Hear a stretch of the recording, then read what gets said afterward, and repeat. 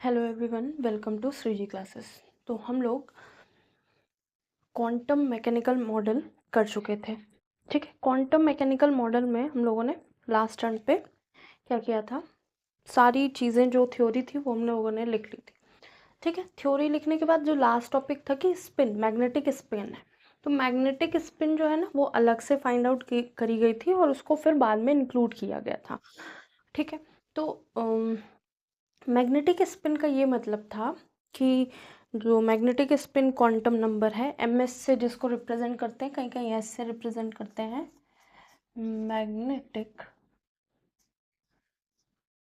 Spin quantum number, तो इसको represent करते हैं ms से।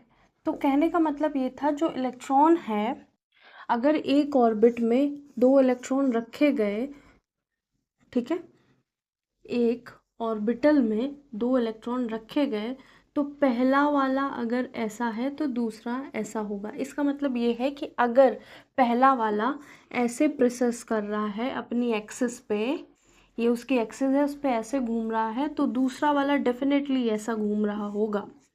ठीक है, ऐसे घूम रहा होगा अपनी एक्सिस पे। ठीक है, ये कहने का मतलब है। अब जब इलेक्ट्रॉन घूम रहे हैं तो ज़्यादातर वर्ड यूज़ कर देते हैं काउंटर वाइज, नहीं, क्लॉकवाइज और एंटी क्लॉकवाइज। एंटी क्लॉकवाइज कोई वर्ड नहीं है, बस यहाँ इंडिया में यूज़ किया जाता है। तो इसका वर्ड क्या है, ये अगर क्लॉकवाइज है तो ये काउंटर क्लॉकवाइज है। ठीक है, इसका अपोजिट है। तो इलेक्ट्रॉन अगर दो इलेक्ट्रॉन एक ऑर्बिटल में रह रहे हैं या रखे गए हैं, हमने तो रखे नहीं हैं, वो अपनी सुविधा के अनुसार, अपनी स्टेबिलिटी के अनुसार वो रह रहे हैं अपने अपने ऑर्बिटल में या अपने अपने एनर्जी लेवल पे या अपनी अपनी शेल पे। ठीक है, जब वो रह रहे हैं तो अगर दो इलेक्ट्रॉन हैं किसी सेम ऑर्बिटल में तो उनकी स्पिन अपोजिट होगी एक दूसरे से। अगर ये क्लॉकवाइज है, अगर इसको हम क्लॉकवाइज मान रहे हैं तो इसको एंटी क्लॉकवाइज मानेंगे। अगर हम इसको क्लॉकवाइज मान रहे हैं तो इसको anti clockwise means counter clockwise. ठीक है, ये हो गया हमारा spin quantum number. Spin quantum number हम लोगों ने लास्ट टाइम भी कर लिया था। कुछ और समझना हो या कुछ रह गया हो तो अब ऐसा कुछ आई थिंक रहा नहीं है। तो इलेक्ट्रॉन की स्पिन के बारे में बात हुई थी। अब हम बात करेंगे शेप्स ऑफ एटॉमिक ऑर्बिटल। इसको रब करते हैं, इसमें कुछ ऐसा लिखने को नहीं, लास्ट में लिखवा दिया था जो था।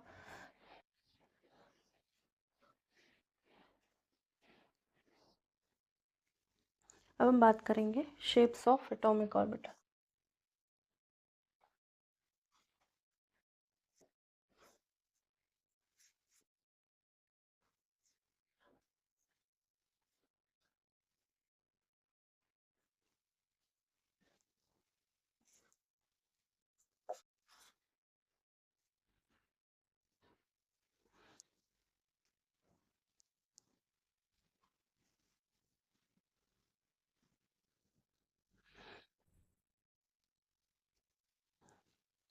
तो एक्चुअल में शेप कैसे होते हैं वो हमको समझना है। तो पहला यहाँ पे एस ऑर्बिटल का शेप, यहाँ पे पी ऑर्बिटल का शेप, और यहाँ पे डी ऑर्बिटल का शेप। ठीक है, तो मैंने लास्ट टर्न पे भी बताया था कि जो शेप है किसी भी ऑर्बिटल के, वो कैसे देखे जाते हैं, कैसे समझे जाते हैं। ठीक है, तो जो एस ऑर्बिटल है, अगर 1s की बात करें तो स्फेयर होगा और इसमें सारी डायरेक्शन में इलेक्ट्रॉन का मिलना सेम रहेगा। ठीक है, जितनी डायरेक्शन है सब साइड पे इलेक्ट्रॉन मिलने की संभावना या प्रोबेबिलिटी ऑफ फाइंडिंग इलेक्ट्रॉन वो इक्वल रहेगी। ठीक है, अगर 2s की बात करें तो ये है हमारा 1s और ये है हमारा 2s। यहाँ पे भी ऐसे ही होगा कि पूरे स्फेयर में इलेक्ट्रॉन की पाए जाने की संभावना या probability of finding of electron is similar. तो इसको ऐसे दिखा सकते हैं या फिर स्फेयर की तरह भी दिखा सकते हैं, ऐसे।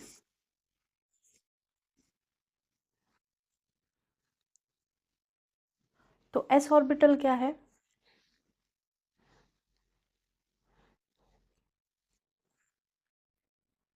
पहली चीज स्फेरिकल इन शेप,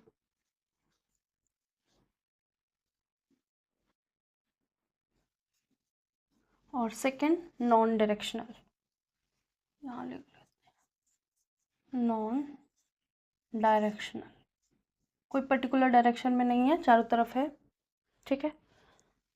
तो ये हो गई एस की बात।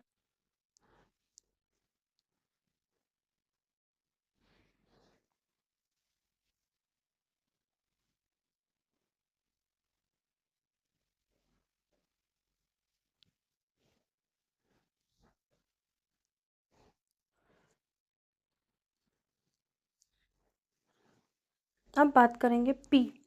पी ऑर्बिटल क्या है?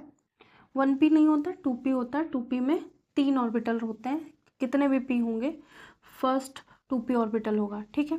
तो पहला होगा px, जो x डायरेक्शन में होगा, डम्बल शेप बोल दिया जाएगा इसको, डम्बल शेप्ड। और दूसरा यूनी डायरेक्शनल,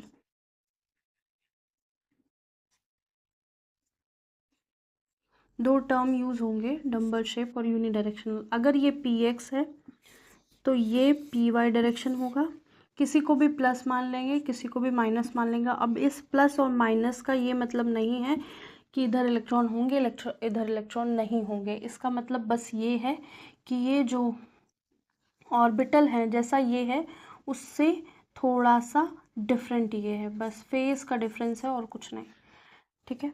और ये है हमारी z डायरेक्शन, ये अगर प्लस है तो ये माइनस है, ठीक है। तो 3 ऑर्बिटल होते हैं, s में 1 ऑर्बिटल होता है, p में 3 ऑर्बिटल होते हैं, और इसको एक ऐसे ब्लॉक से रिप्रेजेंट करते हैं, यहाँ पे 3 ब्लॉक बनाएंगे, ठीक है, 1 2 3, और इनको px py pz नाम देंगे, ठीक है। अगर एक पाई सिग्मा बॉन्ड बना रहा है तो दो नेक्स्ट वाले पाई बॉन्ड बनाएंगे। तो अक्सर ये कहा जाता है एक्स वाई पाई बॉन्ड बनाते हैं और जेड वाला सिग्मा बॉन्ड बनाया जाता है, जो स्टैंडर्ड माना जाता है वो।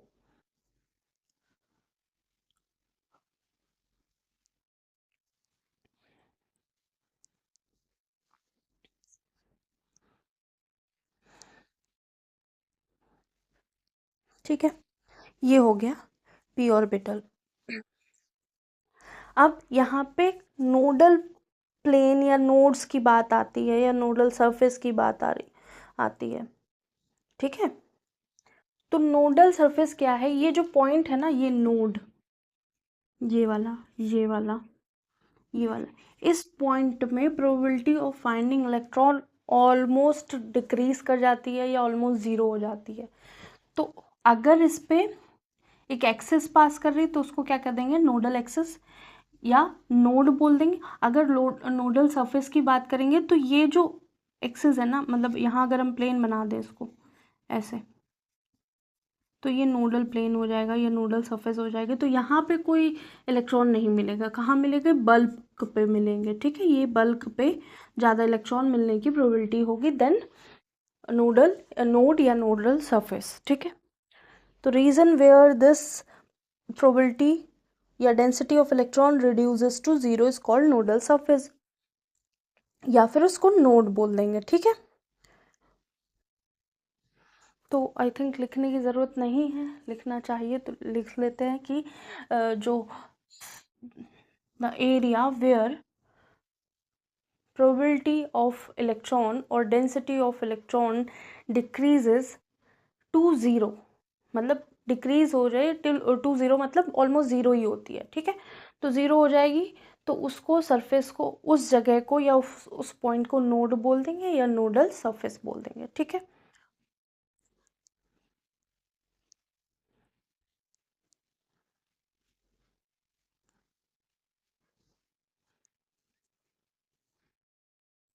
आई बात समझ में? अब हम क्या करते हैं, डी ऑर्बिटल के बारे में बात करते हैं। ठीक है, इसको रब करके डी ऑर्बिटल, तो डी ऑर्बिटल में क्या होते हैं, डी ऑर्बिटल में 5 डी ऑर्बिट में या डी शेल में या डी ऑर्बिटल में 5 ऑर्बिटल होते हैं, उसके भी सब ऑर्बिटल होंगे। ठीक है, 5। और वो अगर ये जो लेवल है ना, इसको डी जनरेट लेवल कहेंगे। डी जनरेट मतलब सारे जो ऑर्बिटल है वो सेम एनर्जी लेवल पे हैं। ठीक है, इनमें स्प्लिटिंग नहीं हो रही है। डी वाले में स्प्लिटिंग होती है, वो आगे की चीज़ें हैं, वो फर्दर जब आपको ज़रूरत होगी तब बताई जाएगी। लेकिन अभी शेप्स की बात कर रहे हैं तो डी का शेप बताते हैं। ठीक है, डी का जो शेप है वो कैसा होगा, हो गया, इसको रब करते हैं। फिर डी का शेप पूरे में बताते हैं, क्योंकि 5 हैं ऑर्बिटल, तो पांचों के एक साथ स्ट्रक्चर देखेंगे, शेप देखेंगे तो हमको समझ में आएगा।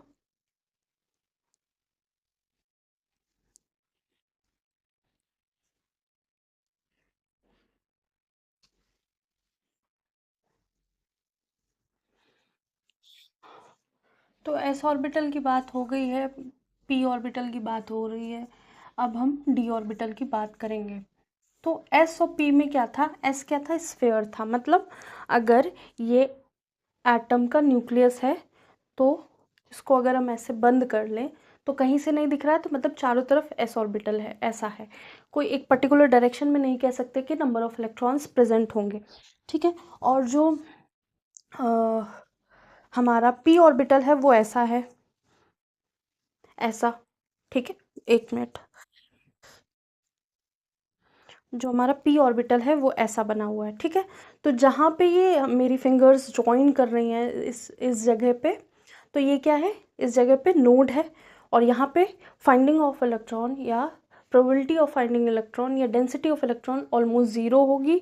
और जो बल्क है, ये जो बल्क बना हुआ है यहाँ पे ऐसे और यहाँ पे ऐसे, इस बल्क में फाइंडिंग जो इलेक्ट्रॉन की डेंसिटी है वो ज़्यादा होगी विद रिस्पेक्ट टू नोड। ठीक है, तो अब जब डी ऑर्बिटल की बात करेंगे तो डी ऑर्बिटल क्या होता है, कॉम्प्लेक्स होता है किससे, पी से। तो डी में 5 ऑर्बिटल होते हैं, और इसको डी जनरेट लेवल में ऐसे कर देते हैं 1। तो ये ऐसे ऑर्बिटल एक एनर्जी लेवल पे हैं। तो फर्स्ट वाला है हमारा d x y, first orbital. Second orbital ये इन्हीं के नाम है। ठीक है, डी वाई जेड। थर्ड, इधर से फर्स्ट थोड़ा और पास से लिखते हैं,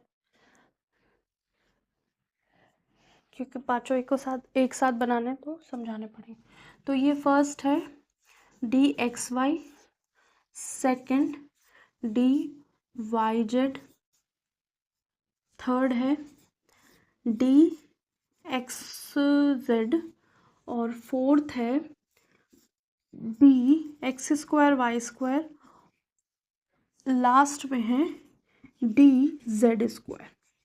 ठीक है, तो फर्स्ट जो हमारा ऑर्बिटल है वो कैसा दिख रहा होगा, एक एक्स एक्सिस होगी और एक वाई एक्सिस होगी, एक्स वाई। तो d x y, d y z, d x z, ये तीनों एक जैसे दिखेंगे। ठीक है, तो इनका जो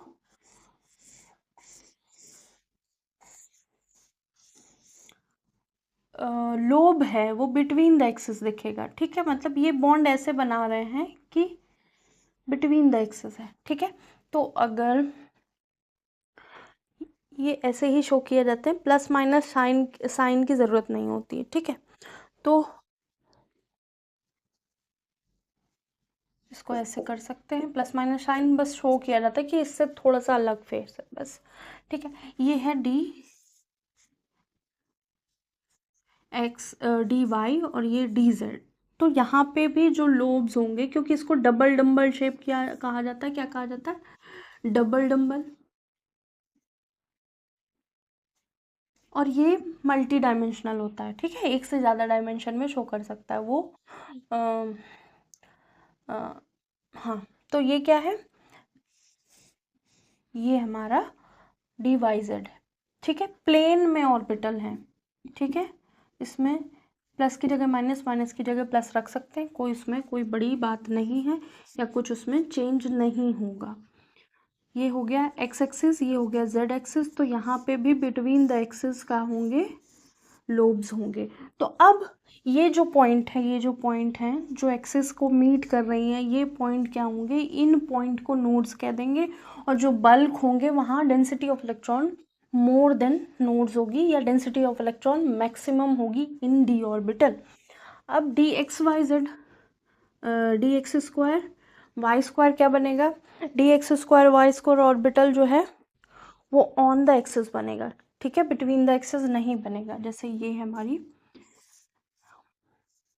एक्स एक्सिस और ये हमारी वाई एक्सिस।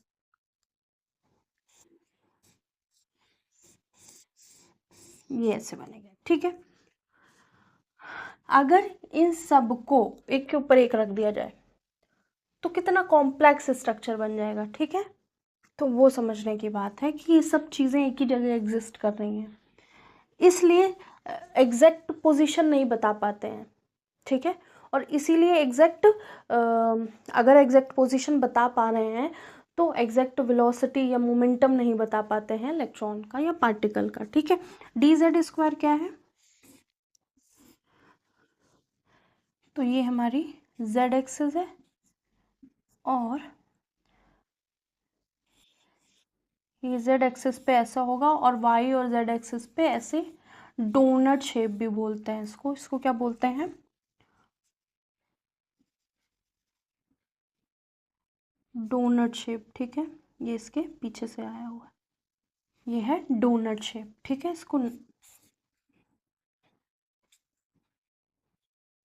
तो इसी ऑर्बिटल में डबल डबल डंबल और डोनट शेप बनता है, ठीक है। ये है डी ऑर्बिटल। और डी ऑर्बिटल में अब हम बात करेंगे एनर्जी ऑफ ऑर्बिटल। तो एनर्जी ऑफ ऑर्बिटल कैसे डिस्ट्रीब्यूट होगी, ठीक है। फिर ग्राउंड एनर्जी लेवल या एक्साइटेड एनर्जी लेवल कैसे होता है, और फिर बात करेंगे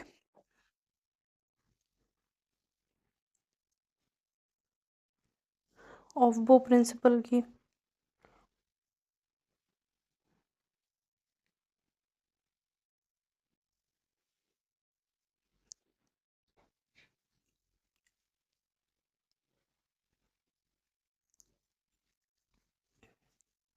हो गया, इतनी बात समझ में आई कि डी ऑर्बिटल क्या है, 5 ऑर्बिटल्स हैं जिसमें हम इलेक्ट्रॉन को भरते हैं या फिल करते हैं, और उनकी शेप्स ऐसी होती हैं, ठीक है। इसको रब करते हैं। तो अब हम बात करेंगे जो ऑर्डर है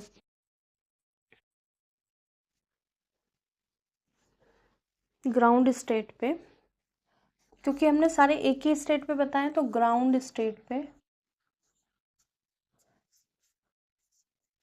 एनर्जी ऑफ ऑर्बिटल या increasing order of energy of orbital.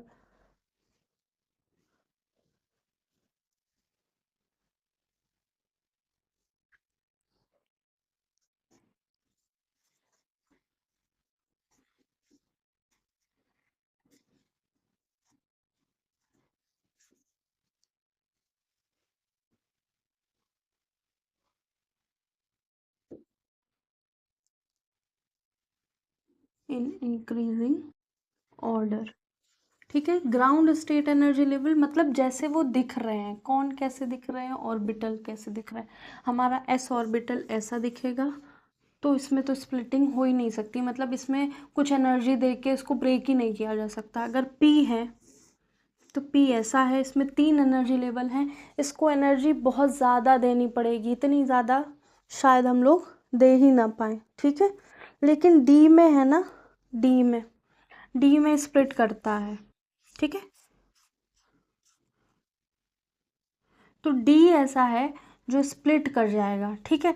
और जब स्प्लिट कर जाएगा तो क्या होगा, अब यहाँ पे देखिए 2 सिग्मा बना रहे हैं, 1 सिग्मा बना रहा है, 2 पाई बना रहे हैं, ये सिग्मा ये पाई बॉन्ड बना रहा है, ठीक है। यहाँ पे भी क्या हो रहा है, 2 सिग्मा बना रहे होंगे, ठीक है, पाई बना रहे होंगे, नोज बॉन्डिंग बना रहे होंगे, तो वो तो बॉन्डिंग की बात करेंगे तब बताएंगे। तो अभी क्या है, इसमें स्प्लिट नहीं हो, इसको स्प्लिट कर सकते हैं, इसमें कभी ऐसा होगा कि 2 ऑर्बिटल ऊपर हो जाएंगे कुछ एनर्जी में, 3 ऑर्बिटल नीचे हो जाएंगे, और कभी ऐसा होगा कि 3 ऑर्बिटल ऊपर हो जाएंगे, 2 ऑर्बिटल नीचे हो जाएंगे। तो ऐसा एनर्जी चेंज करने में होता है। तो वो कब हो रहा होगा, जब एनर्जी दे रहे होंगे और ग्राउंड एक्साइटेड एनर्जी लेवल होगा, मतलब ग्राउंड स्टेट से ऊपर हो जाएंगी ये चीज़ें, मतलब एक्साइटेड स्टेट पे इलेक्ट्रॉन चले जाएंगे या कोई और बात हो रही होगी, तो वो हम पहले ग्राउंड स्टेट पे लिखते हैं कि हमारा एस क्या है, एक में है, पी क्या है, तीनों एक में है, और डी क्या है, पांचों एक में है। तो इसमें इंक्रीजिंग ऑर्डर ऑफ एनर्जी क्या होगी,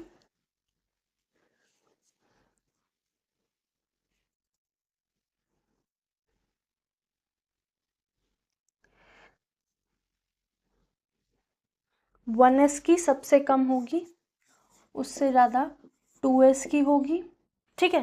फिर उससे ज़्यादा या इक्वल कह सकते हैं, क्योंकि ग्राउंड स्टेट लेवल पे तो 2p की होगी, उससे ज़्यादा किसकी होगी, 3s की होगी, और 3s के बराबर 3p की और 3d की, फिर उससे ज़्यादा ऐसे 4s 4p 4d ऐसे, ठीक है। 4s is equal to 4p is equal to 4d, ये होगी, ठीक है। और जब स्प्लिटिंग होगी या ऐसा कुछ ये ऑर्बिटल ऊपर नीचे हो जाएंगे, तो फिर अलग होगी इंक्रीजिंग ऑर्डर। ये ग्राउंड स्टेट की एनर्जी लेवल है, ये ग्राउंड स्टेट का एनर्जी लेवल के क्या है, इंक्रीजिंग ऑर्डर है। तो जो ऑर्बिटल्स हैं, orbitals on same energy level, जो ऑर्बिटल्स होंगे सेम एनर्जी लेवल पे, उनको क्या कर दिया जाएगा, या सेम एनर्जी, या सेम एनर्जी लेवल या सेम एनर्जी सेल, या तो इज कॉल्ड एज डीजेनरेटेड, उनको डीजेनरेटेड कहा जाएगा, मतलब उनकी एनर्जी में चेंज नहीं है, ठीक है। वो सिंपल मतलब वो सब एक ही एनर्जी के हैं। जैसे यहाँ पे क्या है, 2s के साथ 2p है, 2s के साथ 2p है, 3s के साथ 3p 3d, इनकी ऑलमोस्ट सेम एनर्जी है, कहाँ, ग्राउंड स्टेट एनर्जी लेवल पे। और जब एक्साइटेड की बात होगी तो वहाँ थोड़ी थोड़ी चेंज हो जाएगी।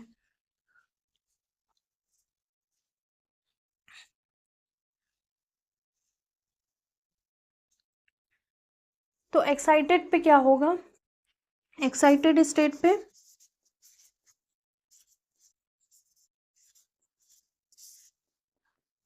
Order of energy in increasing order, वो क्या हो जाएगी, सबकी जब बढ़ जाएगी, ठीक है। 1s से ज़्यादा 2s की होगी, 2s से ज़्यादा 2p की होगी, 2p से ज़्यादा 3s की होगी, 3s से ज़्यादा 3p की होगी, 3p से ज़्यादा 3d की होगी, एंड सो ऑन, ठीक है।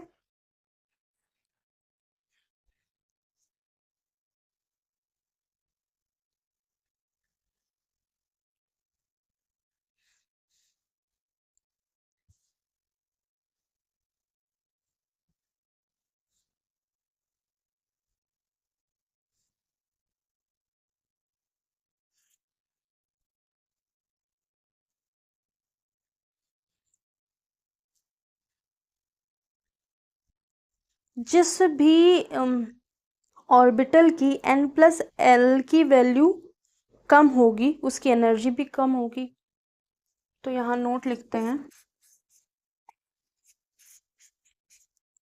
Orbital have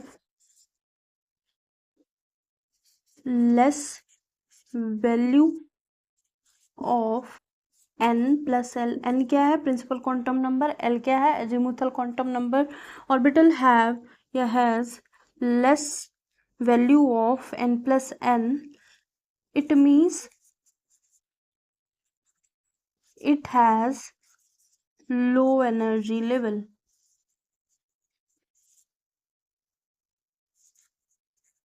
low energy, it has low energy, वो एनर्जी में लो होगा, ठीक है।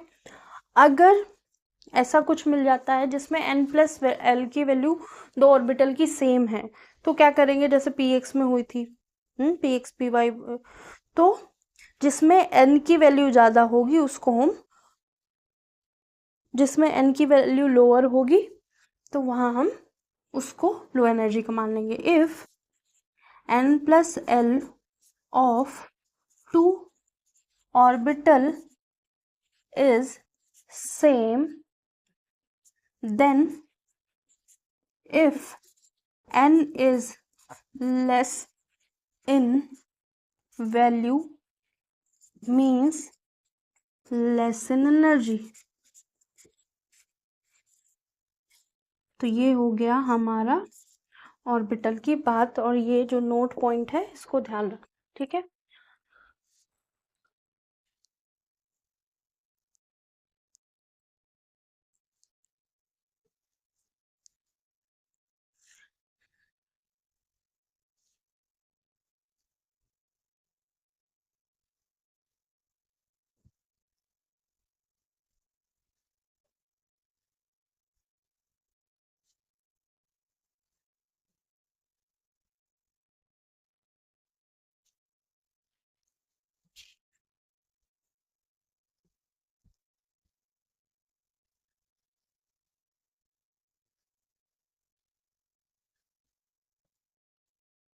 ठीक है, हो गया, इसको रब करते हैं।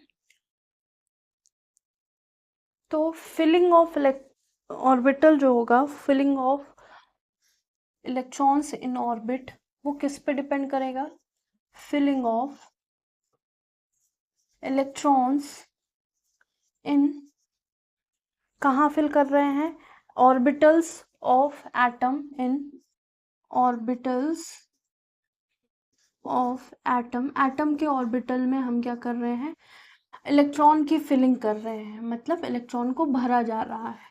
तो ये डिपेंड करेगी दो प्रिंसिपल पे। पहला प्रिंसिपल क्या है, ऑफ बो प्रिंसिपल, ठीक है।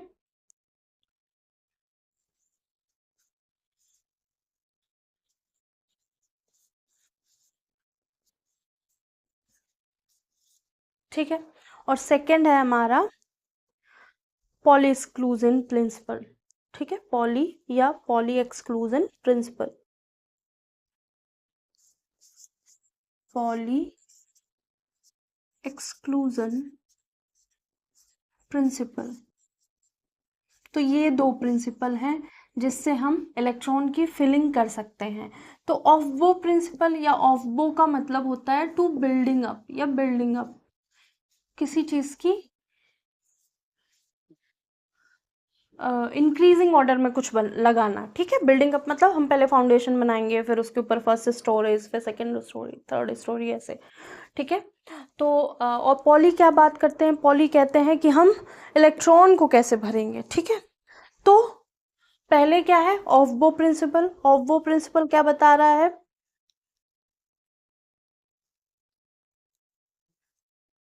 तो ऑफ बो प्रिंसिपल का मतलब फिलिंग ऑफ ऑर्बिटल,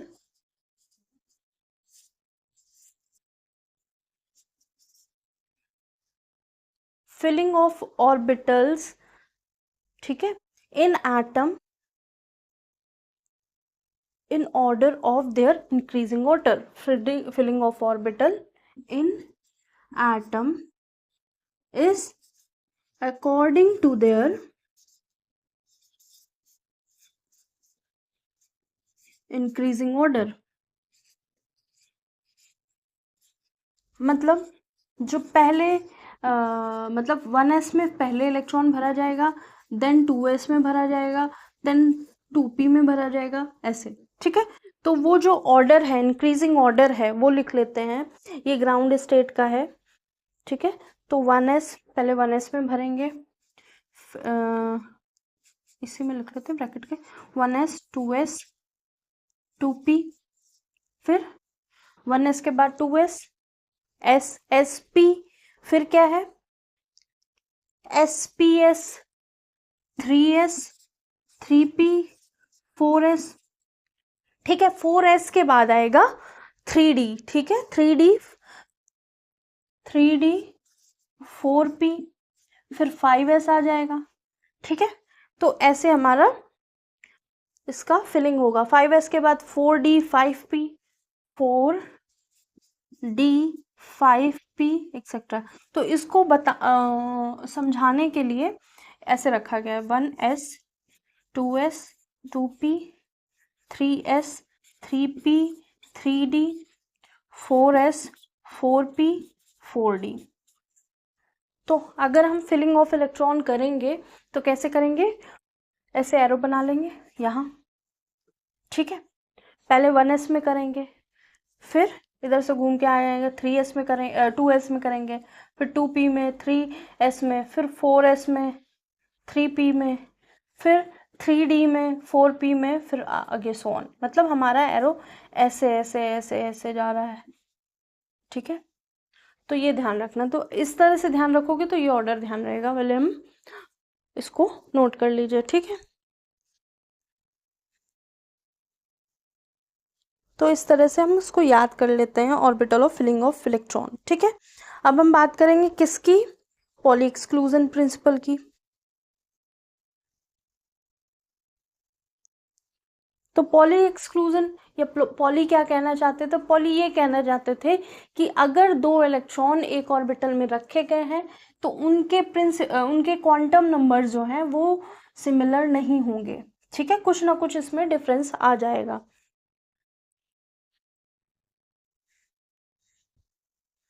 जो उनका सेट होगा ना क्वांटम नंबर्स का, वो कुछ ना कुछ डिफरेंट होगा, ठीक है।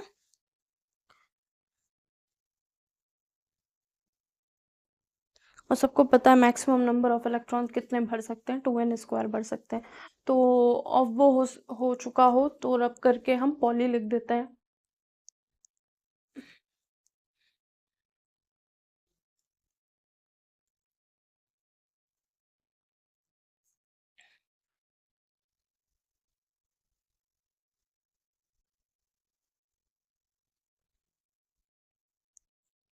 तो पॉली क्या कहना चाहते थे, पॉली ये कहते थे according to poly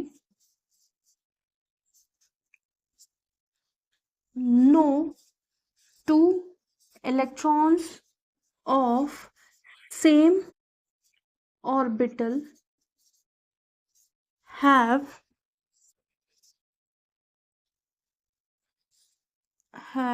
equal set of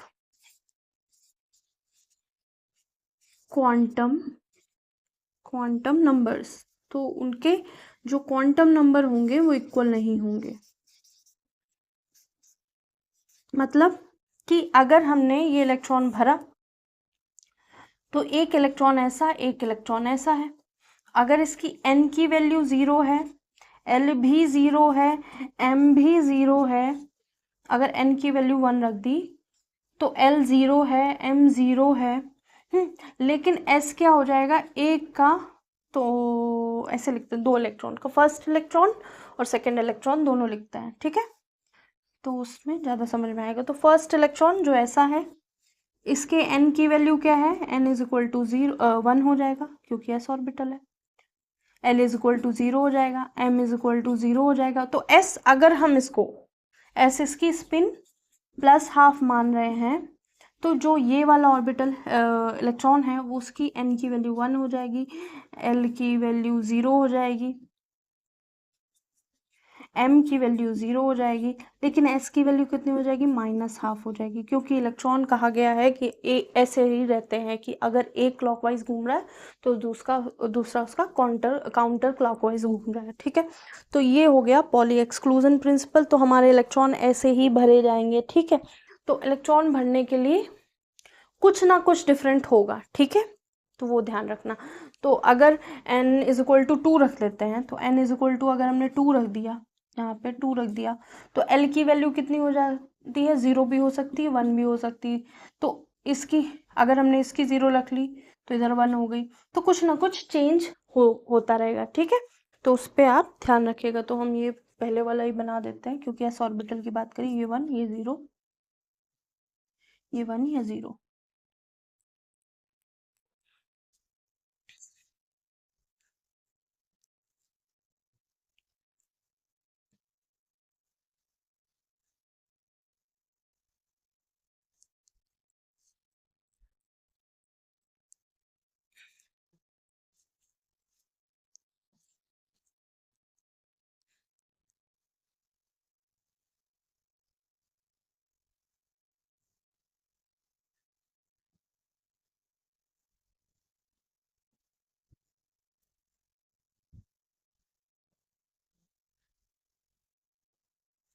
तो ये कभी पॉसिबल है कि इनके जो क्वांटम सेट है या क्वांटम नंबर का जो वैल्यू है वो तभी पॉसिबल होगी जब s डिफरेंट होगा, बाकी तो फिर चेंज तो हो ही सकते हैं। ठीक है, तो जैसे ये s है, s में l की वैल्यू 0 है, यहाँ l की वैल्यू क्या हो सकती है, 0 1 हो सकती है, p में 0 0 -1 +1। ठीक है, ये हो सकती है m की वैल्यू। तो यहाँ पे भी है, यहाँ पे भी इलेक्ट्रॉन है, यहाँ पे भी इलेक्ट्रॉन है, यहाँ पे भी इलेक्ट्रॉन है। तो अगर ये वाला है तो इसकी सारी वैल्यू सेम होगी, मतलब n की वैल्यू 2 होगी, l की वैल्यू -1 होगी, m की वैल्यू -1 होगी, और s की वैल्यू 1 की +½ होगी, 1 की -½ होगी। मतलब यहाँ पे n = 2 हो जाएगा, l = 1 हो जाएगा। ठीक है, और m = -1 हो जाएगा, और s = 1 का +½ हो जाएगा, और 1 का -½ हो जाएगा। तो आई थिंक ये पूरा क्लियर हो गया होगा, इसमें ऐसा कुछ बचा नहीं है। क्वेश्चन आएंगे तो वो भी बात करी जाएगी अगर कुछ डिफिकल्टी लेवल होता है इस पे। और मैक्सिमम नंबर ऑफ इलेक्ट्रॉन हम लोग कितना भर सकते हैं, 2n²। तो यहाँ पे एक बात करेंगे कि स्टेबल ऑर्बिटल्स कौन से होते हैं। ठीक है, स्टेबिलिटी ऑफ ऑर्बिटल्स या सबसेल्स हो गया, इसको रब करते हैं। तो अब हम बात करेंगे किसकी स्टेबिलिटी, किसकी स्टेबिलिटी ज्यादा है, किसकी कम है।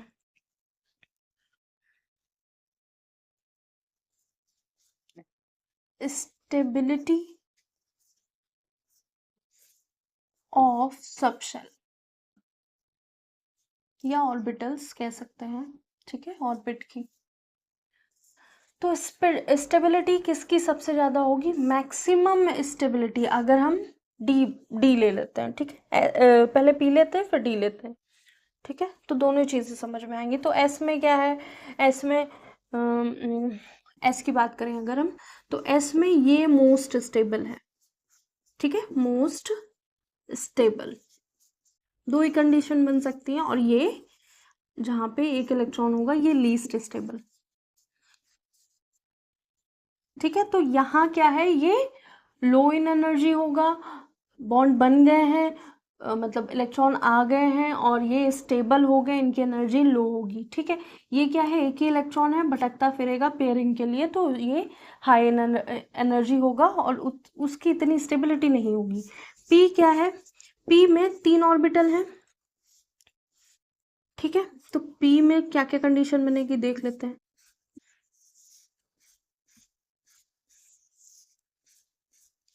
ठीक है, तो मोस्ट स्टेबल स्टेट कौन सा बनेगा, मोस्ट स्टेबल स्टेट ये बनेगा, कंप्लीटली फिल्ड, सब में इलेक्ट्रॉन होंगे। ठीक है, फिर उसके बाद हाफ फिल्ड, या तो ऐसा।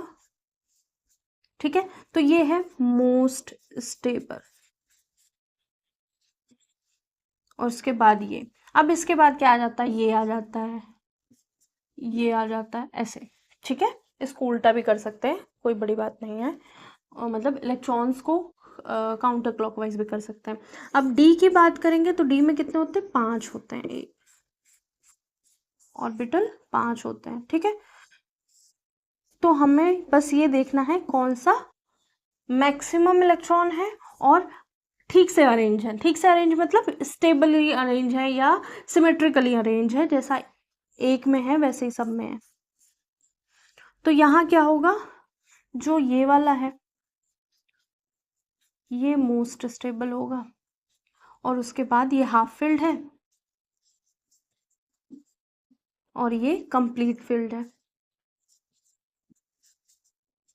ठीक है, तो जहां भी हमें कंप्लीटली फिल्ड दिखे कोई एटम का ऑर्बिटल, ठीक है, तो वो क्या हो जाएगा, वो बहुत ही स्टेबल होगा। ठीक है, जैसे हीलियम, हीलियम में ये हो गया He। ठीक है, इसका लास्ट इलेक्ट्रॉन 2s2 ये हो गया, तो ये बहुत स्टेबल हो जाएगा हीलियम। ठीक है, अब इसका क्या होगा, ये हाफ फिल्ड, इसके बाद ये होगा। ठीक है, अब अभी स्प्लिटिंग नहीं हुई है, ग्राउंड स्टेट पे है, तो ये ऐसे कर सकते हैं, उसके बाद ये, फिर उसमें एक और कम कर दो, फिर एक और कम कर दो, फिर एक ही कर दो। तो स्टेबिलिटी सबसे ज़्यादा किसकी होगी, कंप्लीटली फिल्ड की, फिर हाफ फिल्ड की, सब में। फिर उसके बाद जो कंडीशन बनेंगी, कंडीशन बनाई जाएंगी तो वो डिफरेंट होंगी। तो ज़्यादातर अभी ग्राउंड स्टेट की बात हुई है, एक्साइटेड स्टेट की बात नहीं होगी। अगर डी का स्प्लिटिंग हो जाता है, डी की स्प्लिटिंग हो जाती है, अगर दो ऊपर और 3 नीचे इलेक्ट्रॉन्स होते हैं, ऑर्बिटल हो जाते हैं कभी कंडीशन में, तो अगर ये है ऐसा है तो ये मोस्ट स्टेबल होगा, ठीक है। या फिर अगर 6 के 6 इलेक्ट्रॉन फिल्ड है तो ये मोस्ट स्टेबल है, अगर 3 है तो भी ये स्टेबल है, फुल फिल्ड या हाफ फिल्ड। तो स्टेबिलिटी ऑफ ऑर्बिटल्स क्या है, मोस्ट स्टेबल जो कंप्लीटली फिल्ड ऑर्बिटल्स होंगे या कंप्लीटली फिल्ड सबशेल होगा वो, और फिर जो हाफ फिल्ड होगा सबशेल वो स्टेबल होगा। उसके बाद सारे जो अनपेयर्ड बनेंगे शेल या डिजेनरेट लेवल, वो सारे उतने स्टेबल नहीं होंगे जितने होने चाहिए, ठीक है।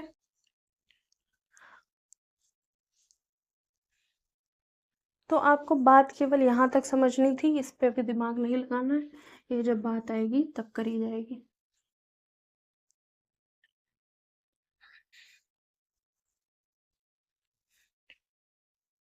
तो एटॉमिक स्ट्रक्चर जहाँ तक जितना भी था एनसीईआरटी में वो करा दिया गया है।